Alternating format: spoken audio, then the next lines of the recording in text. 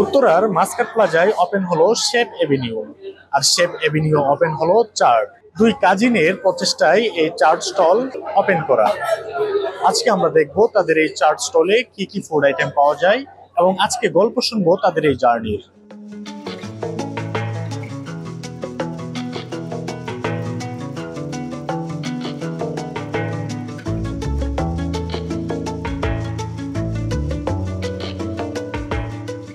উদ্যোগটা হচ্ছে আমার কাজিন, আমরা দুইজনই কাজিন, আমার ফুফাতো বোন, আমি ওর মামাতো ভাই।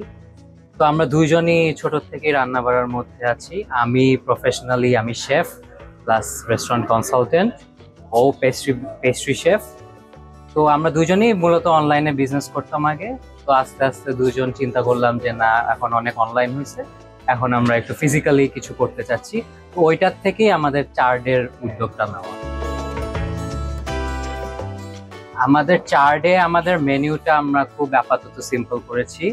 এখানে আমরা কন্টিনেন্টাল বেসড কিছু আইটেম, যেরকম পাস্তাস থাকবে, কিছু রাইস মিলস থাকবে, গ্রিলড আইটেমস থাকবে, স্যুপস থাকবে।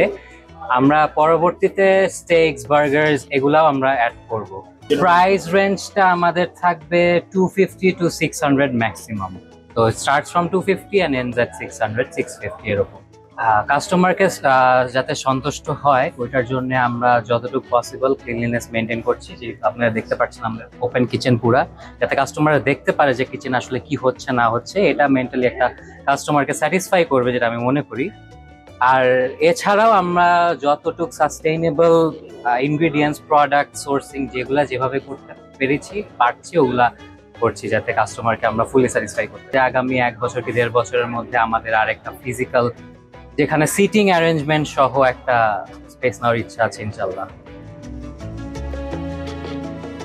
দুজনের অনেক দিনের ইচ্ছা, অনেক প্ল্যান, সবকিছু তো একবারই শুরু করতে পারছি না, একবারে করতে পারছি না। আস্তে আস্তে মানে করবো ইনশাল্লাহ। মেনুতে আরো কোনো আইটেমস অ্যাড করা থেকে শুরু করে আরো অনেক কিছু। বাট আমাদের মেইন যে গোলটা, সেটা হচ্ছে কাস্টমার স্যাটিসফ্যাকশন এবং কাস্টমারকে বেস্টটা যাতে আমরা দিতে পারি। আমাদের সবচেয়ে স্পেশাল আমার মনে হয় যে আমার আইটেমটা হলো গিয়ে সুইডিশ মিট বল, একটা আইটেম আছে। ওইটা বেশি জায়গায় অ্যাভেলেবল না এই আইটেমটা, তো ওইটা আমরা খুব স্পেশাল ভাবে তৈরি করি।